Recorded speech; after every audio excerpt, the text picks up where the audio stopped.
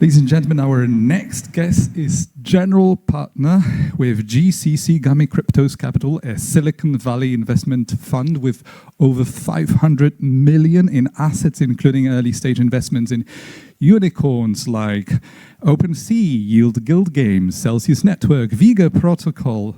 Please welcome Miko Matsumara. The stage is yours. Good morning. It's really wonderful to be here in Poland again. It's a difficult time, as we all know. This opening slide actually includes a picture of me speaking at the 2017 Blockchain Life conference in St. Petersburg, in Russia. So as we know, this isn't possible, and we know that things are in a very difficult state. This picture includes a familiar building, which is the National Stadium here. And this is actually from my previous trip to Warsaw, so very excited to speak today. Now, what I wanted to address today is the topic of freedom. And I know it's a very pressing topic. I think it's important to be sensitive and to be careful. I think it's a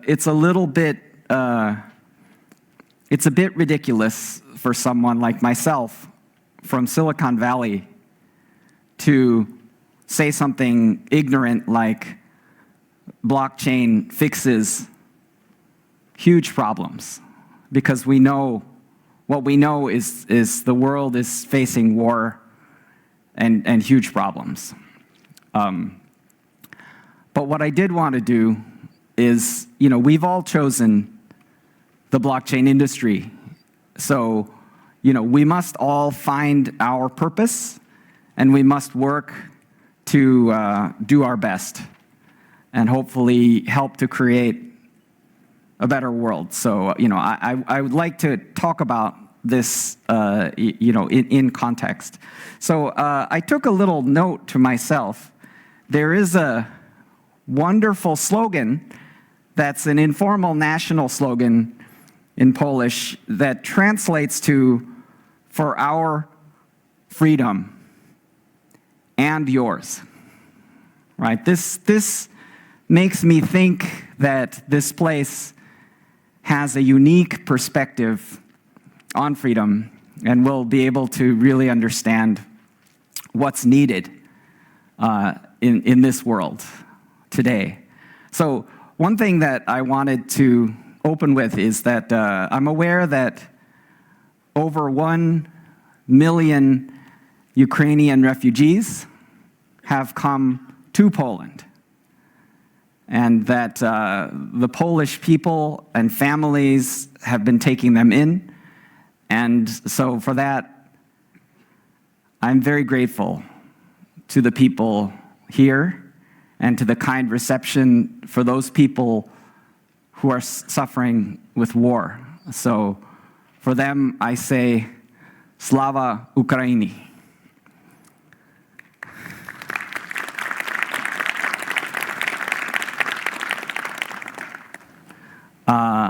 My father actually survived World War II in Japan as a young child. His house was destroyed by bombs. This created really a lack of peace. So he really was very, he struggled. And, this is a lifelong struggle. So, I think for those people, we need to do our best. So there is a kind of freedom where a person says, I do what I want, and there are no rules there are no limits. I think there are limits to this kind of freedom. This kind of freedom produces autocracy. It produces a dictatorship. There's another kind of freedom, which is the idea that we make the rules. This is, of course, Vitalik Buterin, creator of Ethereum. And of course, he, in my mind, symbolizes the creation of a new kind of rule set. So, why is this important? It's important because the existing institutions have failed. And in fact, these are all subject to collapse. So, one thing that we know from 2008, I think our introduction today was Elon Musk's tweet honoring Satoshi Nakamoto. So, in the Genesis block of the Bitcoin blockchain, there is a newspaper headline that talks about bank bailouts. So banking has failed, right? And one of the reasons why the current internet is struggling is because of the concept of hyper adversaries. So one of the things that's important to understand about blockchain infrastructure is that blockchain infrastructure can handle hyper adversaries. Hyper adversaries are part of the blockchain ethos. So for example, if you take a use case of blockchain like privacy, most people, like myself, I frequently tell people, I'm a law-abiding, tax-paying citizen. I have nothing to hide. I don't need privacy. But what about a hyper-adversary? A hyper-adversary can take your private information. They can create a fiction that you have some vast amount of Bitcoin. And then they can publish your home address. A hyper-adversary can make privacy into a serious concern for everyone. So blockchain addresses hyper-adversaries. And in fact, no hyper-adversary has penetrated Bitcoin. So Bitcoin has proven to be strong and difficult to penetrate. So as I mentioned with failings, about 40% of the money supply of the United States has been printed in the last year to 18 months. So, in a way, money printing has allowed governments to pretend that there hasn't been a collapse. Big tech has failed us. This is Mark Zuckerberg. Mark, by the way, doesn't want to run a company called Facebook. He wants to run a company called Meta. Jack Dorsey doesn't want to run a company called Twitter. He wants to run a company called Block, as in blockchain, right? Times are changing and people are realizing that the old ways don't work. And of course, this is the original Lehman Brothers collapse in September of 2008. And of course, Satoshi's Bitcoin white paper was published in October of 2008. So Satoshi knew.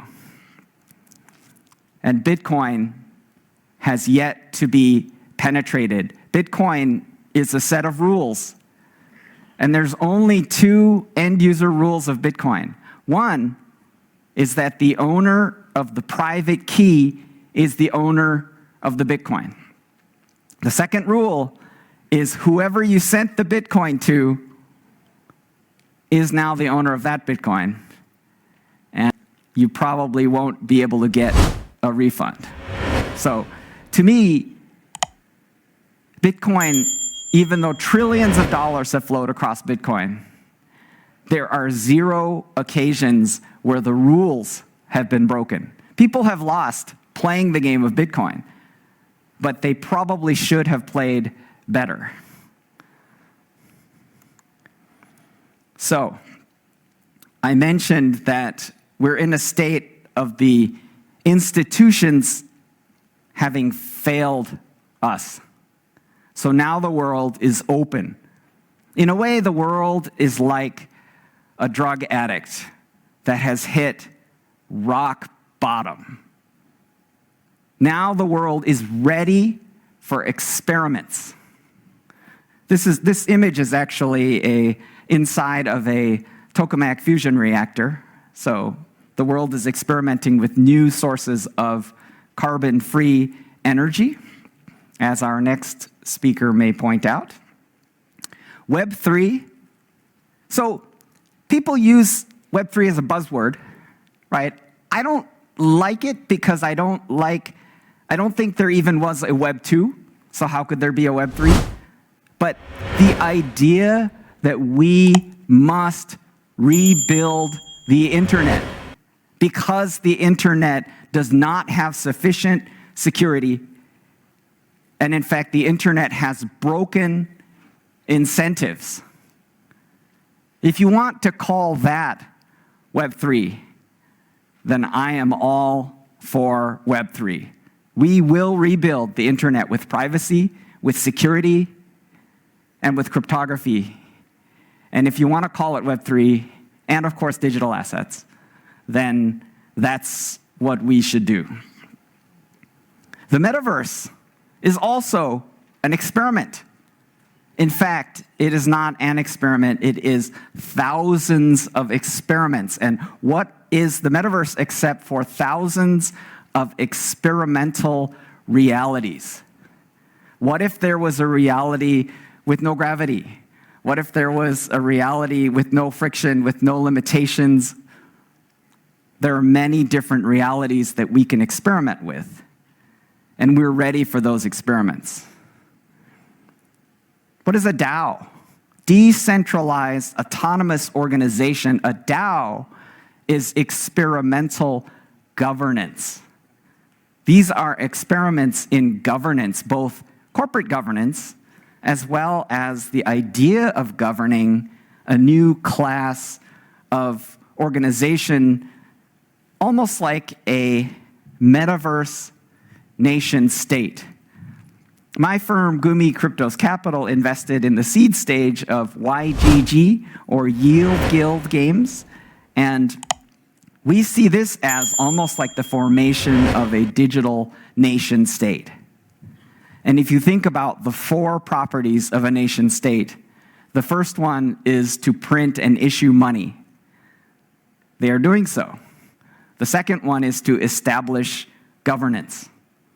They are doing so, right? The third one is taxation.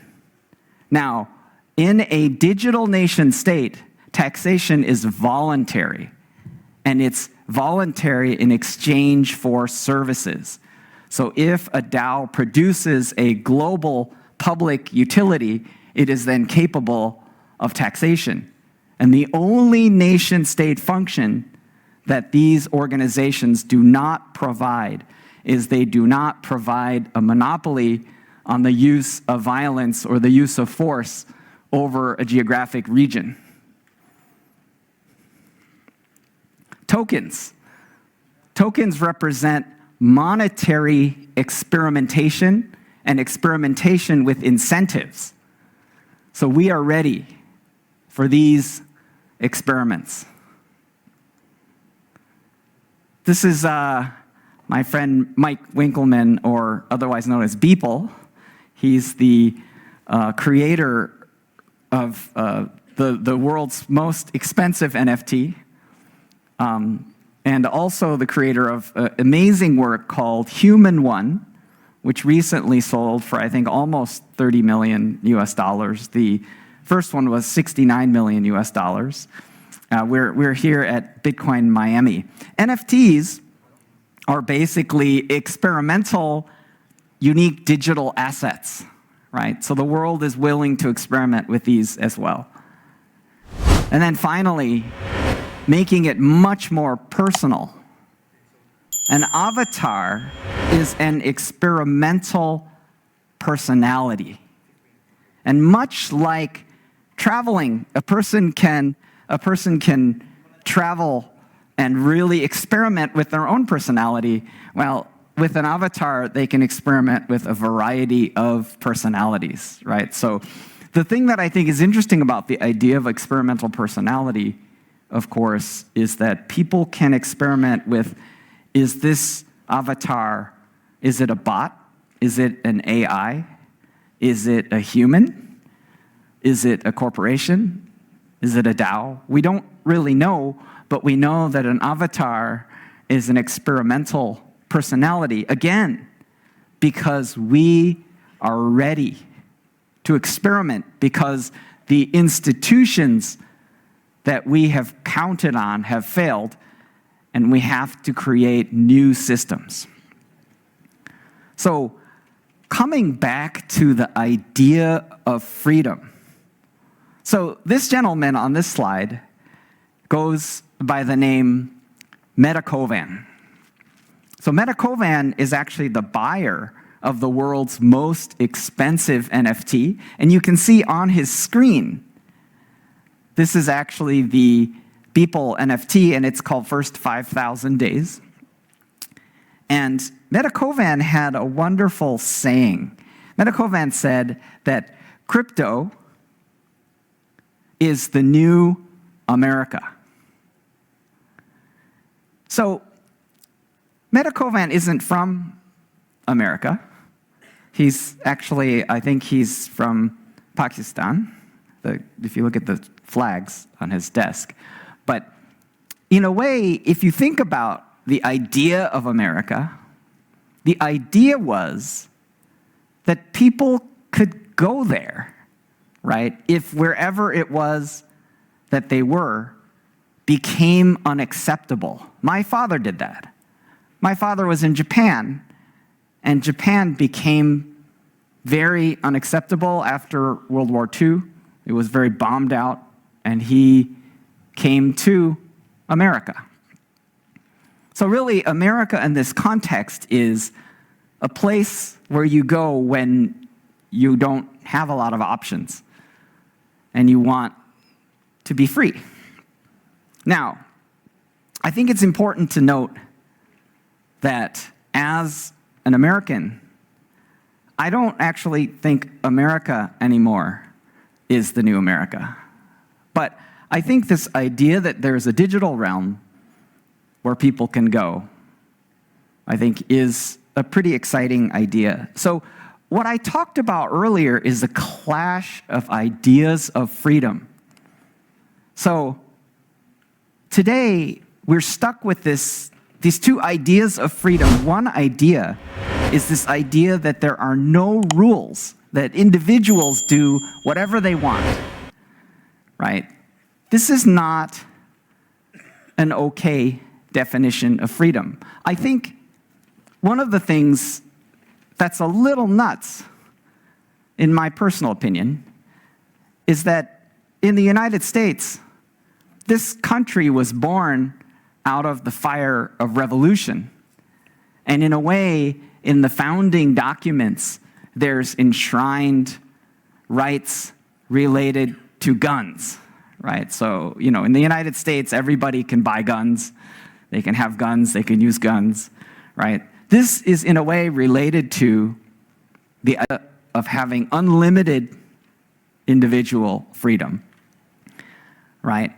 And of course, there are limits to the other system as well. The idea that a group can always make rules that are suitable for every single individual case, I think it's also a problem, right? We've seen that a group sometimes creates rules that in very specific cases don't work, right? So this dichotomy, this pressure between there are no rules and then there's a group that makes the rules, I think is something we need to solve. So in blockchain, there is a solution. And in blockchain, the solution is that you fork it and you go. So if there's ever anything you don't like in a blockchain, you are free to fork the blockchain and go. And everyone who agrees with you is also free to go with you. And this is exactly what happened with Vitalik Buterin, which is that when the DAO hacker stole from people and hacked the Ethereum blockchain, Vitalik broke immutability, and he created an entire shadow Ethereum that contained every transaction except the DAO hack. And Vitalik said, I'm going to call this new chain, I'm going to call it Ethereum. Who is with me? So Ethereum core developers went with Vitalik. And everyone else eventually went with Vitalik and said, we're going to call this new chain Ethereum. And people think that that means that Ethereum is a dictatorship because Vitalik broke the rules. He broke immutability. But it isn't, because we went with him by our choice.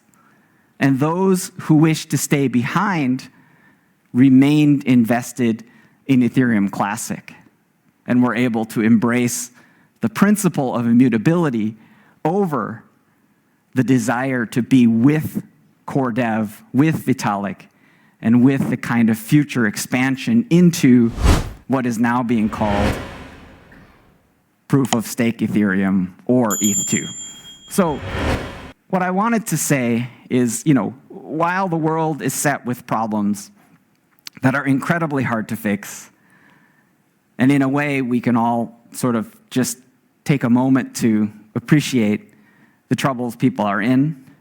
One of the things that I think is exciting is that people are donating money to humanitarian efforts in Ukraine. I think the correct way to do it is to reach into your pocket and to donate until it hurts. And the reason why I think it's important that it hurt is that we're all together. And if we're able to distribute some of the hurt, then there may be a small amount less hurt for the people at the front. But I think that, of course, to say that blockchain fixes such problems is nonsense, right? These problems are too big and too serious. But today, what I wanted to share with you is that we have an incredibly exciting future. This is the industry that we've chosen, and the world is ready for our experiments. So we should try them. And hopefully, we can create a better world as a result. Thank you. Miko Matsumara, thank you very much. Miko, ladies and gentlemen, it was Crypto State of the Union, and it's, I suppose, fair to say on a humorous note that it actually contained more sound bites than US President's State of the Union, with the likes of, in a way, the world is like a drug addict who has just reached the rock bottom. Hopefully we'll get more and more optimistic with presentations to come.